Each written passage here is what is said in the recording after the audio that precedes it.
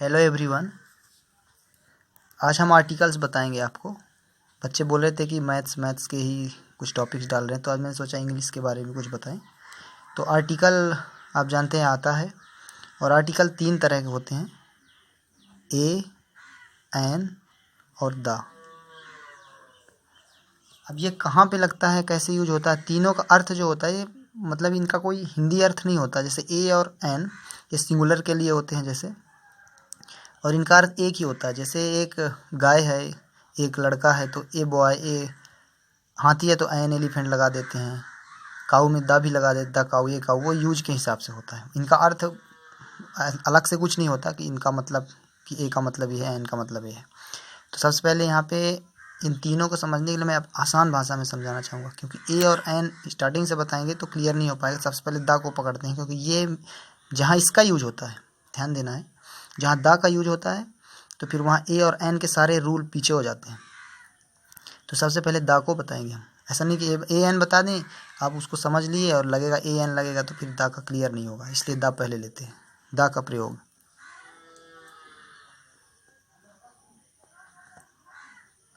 The का प्रयोग अपनी आसान सी भाषा में ये समझाएंगे कि द का प्रयोग वो होता है जो अद्वितीय चीज़ें होती हैं। अद्वितीय का मतलब जिसके समान कोई दूसरी चीज़ नहीं होती, या कि प्लूरल यानी बहुवचन, जैसे कोई समूह होता है, महान चीज़ें जिसको कह सकते हैं, अद्वितीय है, महान होगी अलग से, उनमें द का प्रयोग होता है। उसमें स्टार्टिंग का अक्षर मायने नहीं रखता कि ये कहाँ से शुरू हो रहा है, जैसे ए और एन में वो मायने रखता है। एग्जाम्पल लेते हैं द का। सबसे पहले यहाँ पे मैं बताऊँगा रामायण। रामायण ग्रंथ है, यहाँ लिख भी सकते हैं कि ग्रंथों के नाम पे पहले। पहाड़ों हो गया, पहाड़ों का नाम, ऐसा नहीं कि यदि पहाड़ है, नदियों का नाम होना चाहिए। ध्यान देना, नदियों का नाम होना चाहिए, ऐसा नहीं है कि हम रिवर बोल दे तो उसमें नदियों का नाम, जैसे गंगा हो गया, तो यहाँ पे जो इसके पहले लगते हैं आर्टिकल, तो पहले लगते हैं, तो इसमें द लगेगा, इसमें द लगेगा, क्योंकि गंगा जो नदी है वो अद्वितीय है, उसमें और दूसरी गंगा नहीं। यदि हम गंगा का नाम आता है तो हम सीधे समझते हैं कि वो गंगा नदी है। रामायण जो ग्रंथ है वो फेमस ग्रंथ है और एक ही है, अद्वितीय है, मतलब इसलिए उसमें द लगेगा। बुक्स यहाँ लिख भी सकते हैं, बुक्स किताबों का नाम। नाम ध्यान देना, नाम होना चाहिए। जैसे अद्वितीय का मतलब महान का मतलब ये नहीं है, यहाँ समझाते उदाहरण से। यदि महात्मा गांधी लेते हैं, महात्मा गांधी महान है, सब जानते हैं, महात्मा गांधी के याद आवा था, तो यहाँ द हम नहीं लगा सकते, क्योंकि ये व्यक्ति का नाम है। किसी व्यक्ति का दूसरा नाम भी महात्मा गांधी हो सकता है, तो वो द नहीं कहलाएगा। ये महात्मा गांधी नाम है, इस नाम के आधार पर हम उनका इमेज अपने आप बनाते हैं कि महात्मा गांधी वही थे जो महान हैं, लेकिन ये महात्मा गांधी नाम है, तो इसमें द नहीं लगेगा। जैसे इसमें लगाना महान, तो इसमें फादर ऑफ नेशन लगाएंगे यदि हम लिखते हैं, महात्मा गांधी को कहा जाता है फादर ऑफ नेशन, तो ये यहाँ पे द लगा सकते हैं, तो फादर ऑफ नेशन, ये महानता का मतलब होता है। रामायण हो गई, गंगा हो गया, बुक्स लेते हैं कुछ और यहाँ पे, बाइबिल, गीता, कुरान, etc, ये बुक्स हो गई, इनमें द लगेगा। गंगा हो गई, यमुना हो जाएगी, इसमें द लगेगा। तो डायरेक्ट लिखने को नहीं आता, इसमें डायरेक्ट लिखा नहीं रहेगा, इस तरह लिखा रहेगा। जैसे गंगा के लिए बताता हूँ, खाली स्थान दिया हुआ है, यहाँ लिख देगा Ganga is a Holi river. तो गंगा है, हम यहाँ इसको देखेंगे, इसके पहले क्या लगेगा, द लगेगा, the Ganga is Holi river, Ganga is एक पवित्र नदी है। यमुना आएगा, यहाँ पे द लगाएंगे। कुछ और, जैसे अब स्काई लेते हैं, यहाँ पे स्काई में भी द लगेगा, आसमान है, अद्वितीय है, अलग से समझ में आता है। मून, सन, इन सब में द लगेगा। द को आप सीधे समझ गए होंगे। द अद्वितीय चीज़ों पे लगता है, बहुवचन, बहुवचन कैसे, जैसे बुक लिखते हैं, बुक में भी लग सकता है, लेकिन बुक से यदि रहेगा, जैसे बुक यदि सबको दर्शाई जाए कि book, this book is fantastic, तो इसमें द लगा सकते हैं, द बुक्स। ऐसे मैंगोज है, ए मैंगो होता है लेकिन द लगा सकते हैं। द क्लियर हो चुका है। अब ए और एन में थोड़ा डिफरेंस है। जैसे लिखते हैं यहाँ पे एलिफेंट,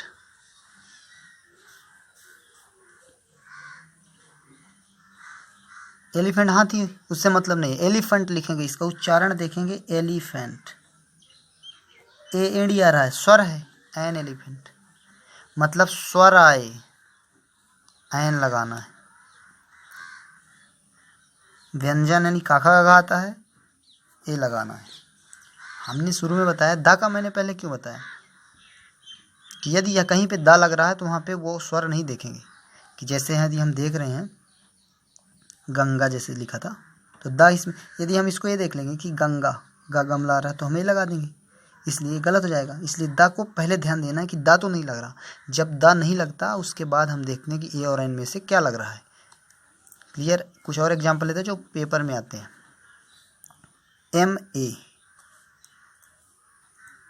इसको उच्चारण करेंगे तो इसको माँ तो पढ़ते नहीं है, इसका अलग अलग लिखा, तो एम ए, एम ए एडी स्वर है तो एन भर देंगे। आते हैं, ये बहुत बार आया है। M L A,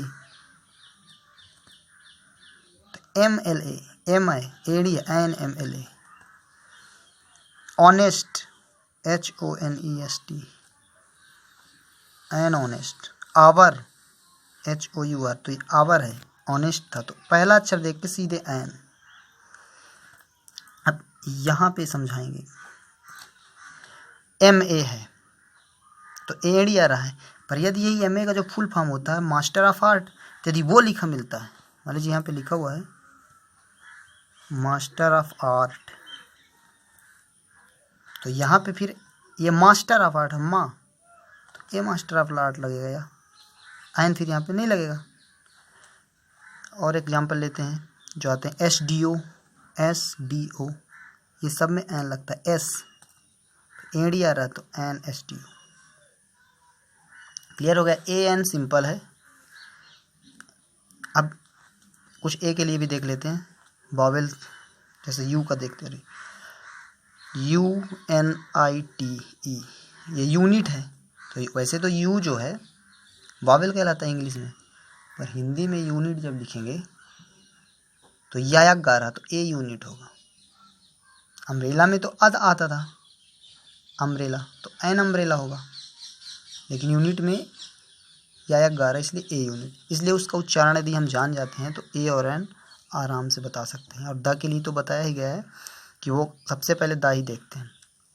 M A, M L A, honest, hour, unit और एस डी ओ इस तरह के आते हैं एग्ज़ाम में, तो ध्यान देना है। यदि उसका उच्चारण आ रहा है स्वर तो हम एन लगा देंगे, और द पहले चेक कर लेंगे, द तो नहीं लग रहा है। तो आप समझ गए होंगे आर्टिकल के बारे में। फिर से एक बार बताते हैं, आर्टिकल बताए हैं हम आज आपको। आज मैथ का चैप्टर नहीं था, मैं इंग्लिश बता रहा था। बहुत बच्चे बोल रहे थे कि मैथ ही मैथ बता रहे, कुछ इंग्लिश के बारे में बताइए सर। तो ए एंड द आर्टिकल 3 तरह के होते हैं। तो सबसे पहले हम दा का प्रयोग इसलिए बताएं क्योंकि दा जहाँ लगेगा वहाँ ए एन के जो रूल हैं वो कैंसिल हो जाते हैं, तो हम दा को पहले चेक कर लेंगे।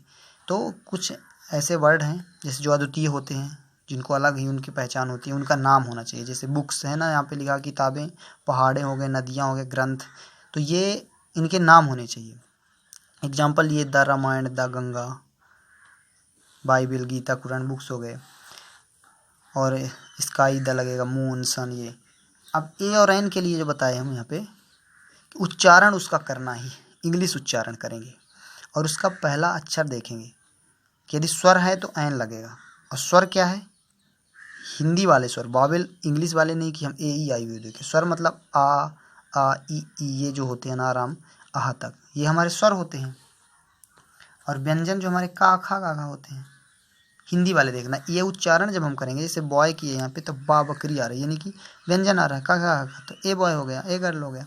और एन के लिए का खा ना होना चाहिए। जैसे यहाँ पे एन एलिफेंट तो ए एडी आ रहा था, स्वर है। यहाँ पे यूनिट था तो यायक गा रहा था तो ए है, क्योंकि व्यंजन है।